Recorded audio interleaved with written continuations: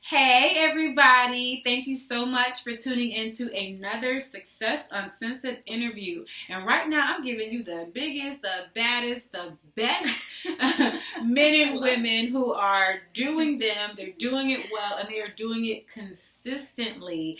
And I am just naturally drawn to people who are just genuine, authentic, passionate, and purposeful. And so that's my girl Christina here, and she's and so I just love this Latina over here. And so I want you guys just to hear more about her story. She'll introduce herself, and then we're going to jump right into the tea, and we're going to really talk about my principles that are coming up in my upcoming book release on November 9th for Success Uncensored, which is to do you, do it well, and do it consistently. And I don't want you just to hear it from me. I want you to hear from other amazing men and women in the community who are really living out the Success Uncensored principles. And you can see the wins in their life. Like, it's there. You understand? You understand? You know, you can see it. All yes. I do is win. Hey, that's what I'm talking about. See, so that's part of doing you and doing it well. You got to make sure you know what motivates you. Yeah. So like you got to have your crunk playlist for sure. For sure. So tell everybody, Christina, who you are and what you do.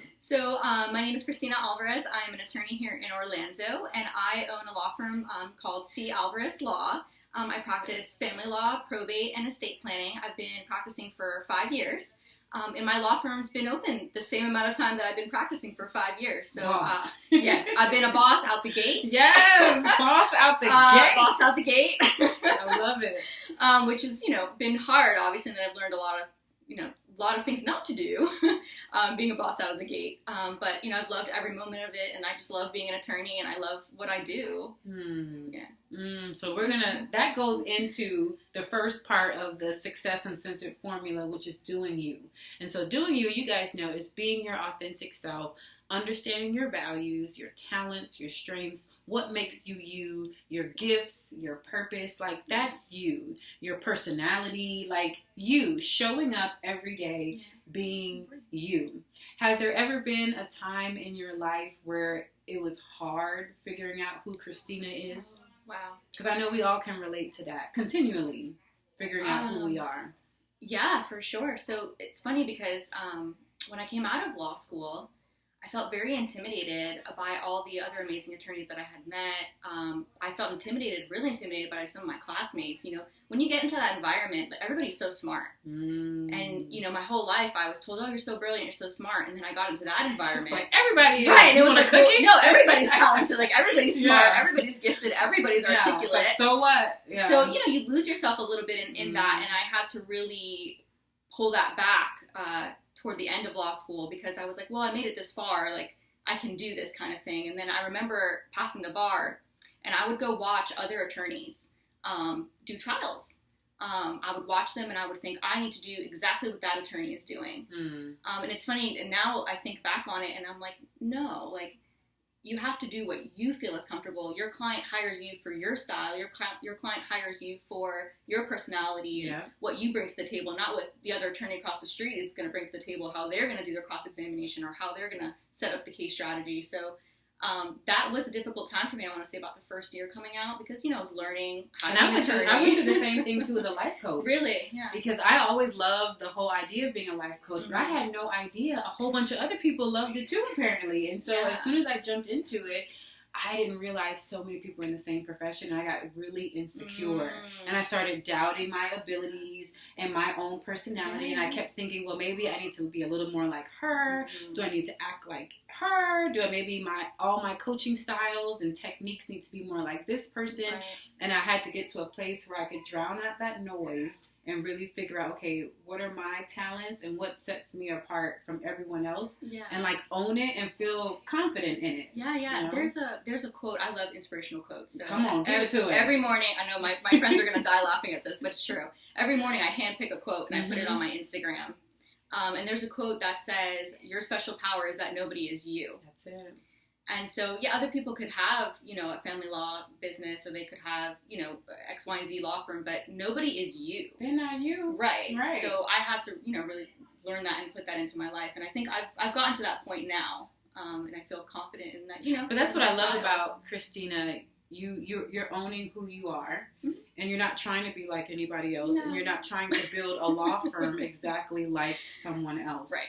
And that is what allows you to figure out who your target audience is, Mm-hmm. and then they know to connect to you. Yeah. Because they know consistently, we're going to talk about that later, what to expect time in and time out. Yeah, and no one can duplicate you. No one can be you. Yeah. And when I think about the clients I have now, I mean, I have so many amazing clients, you know, that I love, that, you know, I care very deeply about what happens in their life, and we just connect, like, you know, on that personal level. So that's that value system. So you're telling me you're not an attorney strictly for the money? Is that it? No? We're not. No, I hope nobody out here is going to law school for the money, because you're going to be very surprised by what happens when you get out. Message. Catch the message. But that goes to with doing you. In order to be fulfilled, you have to know your why, like why you're doing it. So why did you want to be a lawyer? Oh, wow. So I wanted to be a lawyer since I was 10 years old, believe it or not. Aww. Yes. I had my own law firm in That's the 5th so grade. cute. How amazing is that? You have manifested miracles that were in the works since you were 5 years old? 10 years old, 10. 5th grade. Mm-hmm. But how powerful is that? Yeah. That means from 10 and on, you believe. Yeah. You believed. I had a the little law power firm. of belief is And so strong. When my mom watches this, she's going to laugh. But I had like a little law firm, and I remember putting my mom's suit on, because my mom used to work in insurance, and she always had the most beautiful suits. Oh my God. Yes, my mom is beautiful. And love you, Shout Mom. out to Christina's mom. Hey! And I put on her suit, I put on her little stockings, and I had some little heels or whatever. And I remember that the classmates were giving me tickets. Like, we had a ticket system, so they would give me tickets to represent them in cases. So I would take homework cases. And my 5th grade teacher, she allowed all of this. Shout out to my 5th grade teacher. Not stifling a student's dream. Yeah. Yes. And so I've always wanted to be an attorney. I loved being the voice for other people. I would talk for my poor sister. I would talk for her all the time when we get in trouble, and I would, you know, tell my dad and my mom, like, no, this happened, and you know, defend my sister.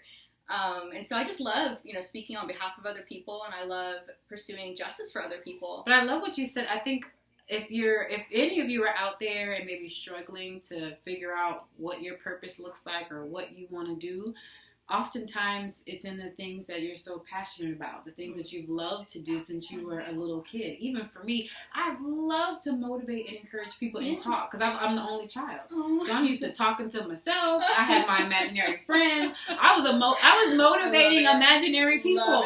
But I've always loved to do that. And so now I've just figured out a way where I can actually make a living doing what I love. Yeah, it's amazing. Yeah, but you know, your life leaves these little clues to your destiny. Yeah. And like I did debate in high school, and I remember my dad would be like, you're going to be an attorney. And my dad really pushed that, you know, he really saw that in me.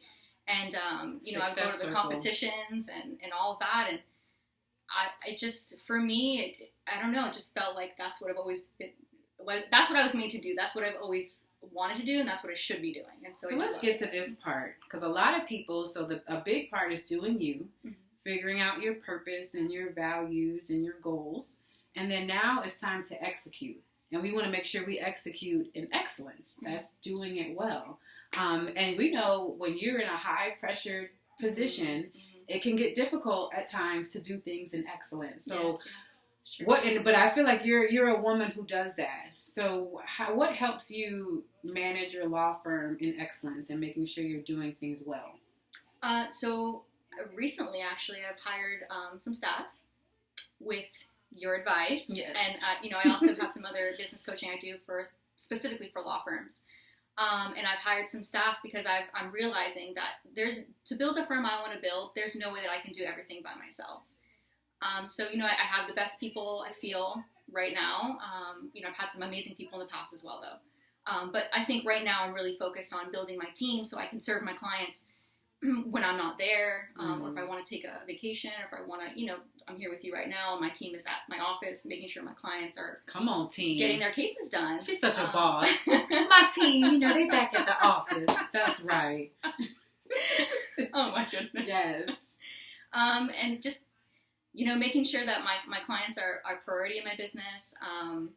You know, they pay me to do a job, and I want to make sure I do that job for them. You see that? So that you have a standard. Yes. Oh, yes. And my poor team. They're like, you're so particular, but I don't standard. know why. Particular means she has a standard. And that's what I'm trying to help you guys to see, this common theme. The people that I bring on to be interviewed for Success Uncensored, they have high standards of excellence, but not just for other people, for themselves. Yes, it makes them mad if they don't do things well. They're pissed off. And so you have to ask yourself, if you really, really want something, if you're truly dedicated to it, it should be reflected in how excellent you are and what you do. And I'm very hard on myself. Yeah. You know, that's one of the things that you and I we're working through. But I'm very hard on myself.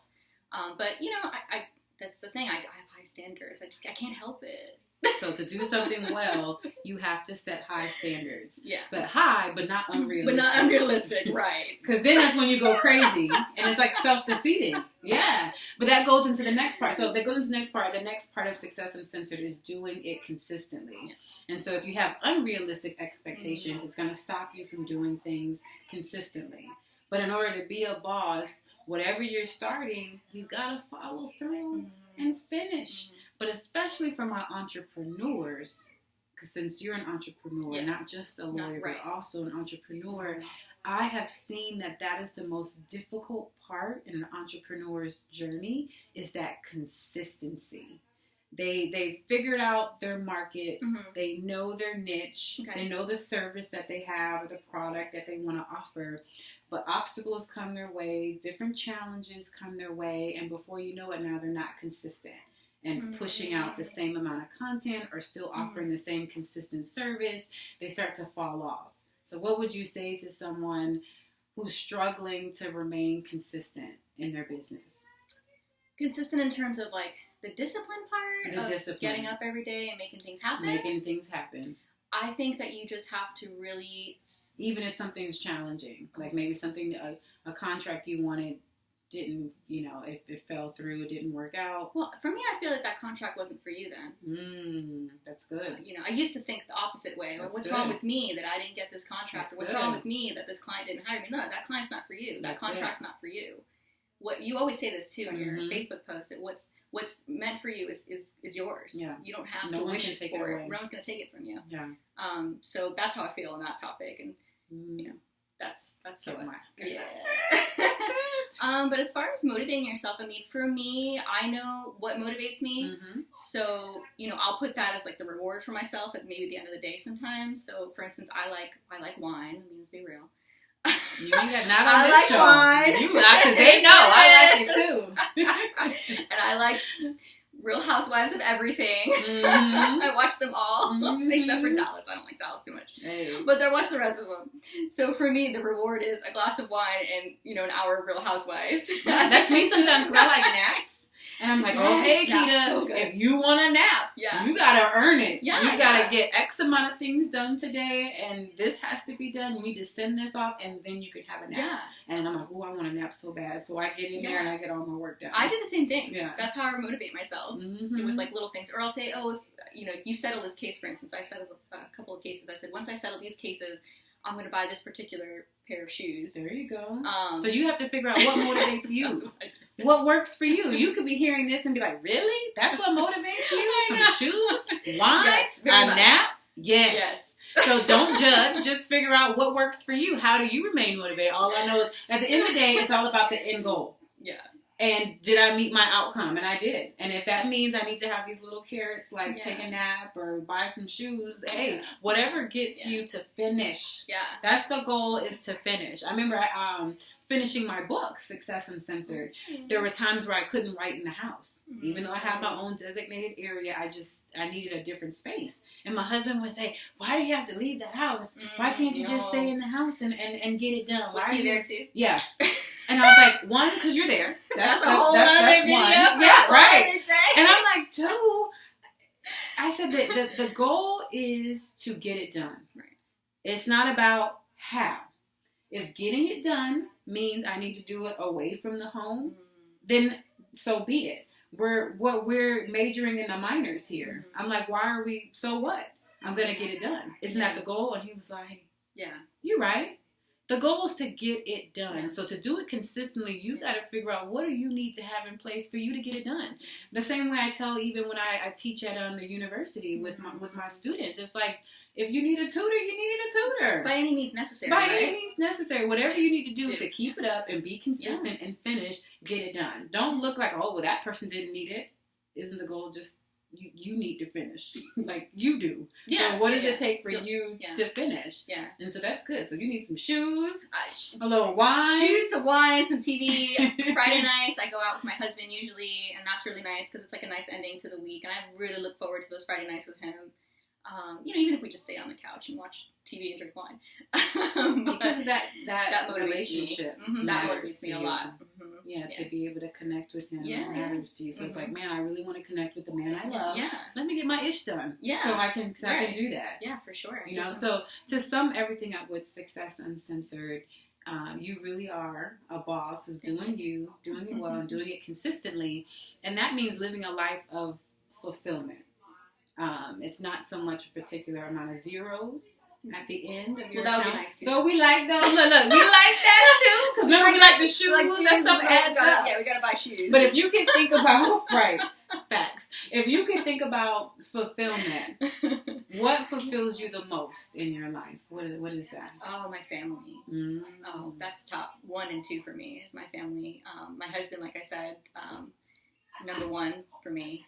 And, my immediate family, my sister, my parents, for me, like, that's very important, that family time and that family unit, that family connection. And so that's definitely something that's, a priority in my life. So to Success Uncensored, I like to ask that question because we need to get to the heart of the matter of success. And I think sometimes we look all over, and success literally is so close to home. Really, the things that matter most to us is spending time with the people that we love, and knowing that we're getting up every day and we're making a difference. Like doing those 2 things, it means so much to us. So I encourage all of you, do more of that. That's what Success Uncensored is. Do more of the things that matter to you, even if it looks small to someone else. We're not living a life for someone else. It's yours. You're in the driver's seat. So if you want to be cuddled up with your man, well then get out of here and go be. She's like, and go, then go do that. If you want to be a boss out the gate, then be a boss out the gate. But just know the responsibility. That comes with that. So that's a big thing with Success Uncensored. You can't have all these lofty ideas and goals, but then you don't want to have the work ethic to match. So you have to have both. And that's why you are in the position that you're in today. Or the failures behind it, right? Everybody thinks entrepreneurship is so easy, It's definitely not. Not at all. In the whole 5 years, it's taken me to learn a lot of very hard lessons the hard way. I would have preferred not to learn them the hard way, but that's what happened. Yes. To get to this point. Nevertheless. Right. Yeah. To get to this point in my life. So you can't be, afraid either of what's going to happen if I take this risk and it doesn't work out. You can come back from anything. That's how I feel about it. I can come back from anything. You can come back from anything. We're going to end it with that. I feel like when I do these videos at the end, they always say something so great. You can do anything. So tell people, how can they get in contact with you? So you can go on my website. It's www.calvarez, A-L-V like Victor, A-R-E-Z, law, L-A-W.com. That's how you spell my last name. Or you can call me at 407-558-2287. Yes, and you can see Christina November 9th at my book launch party for Success Uncensored. I just can't wait for you to get your hands on this book and get these principles. They work, man. They work. Literally, for real. Do you. Do it well. Do it consistently. Thank you for joining us today. Thank you for having me. It's been amazing. Yes, and she cute. Yes. Yes. See you soon.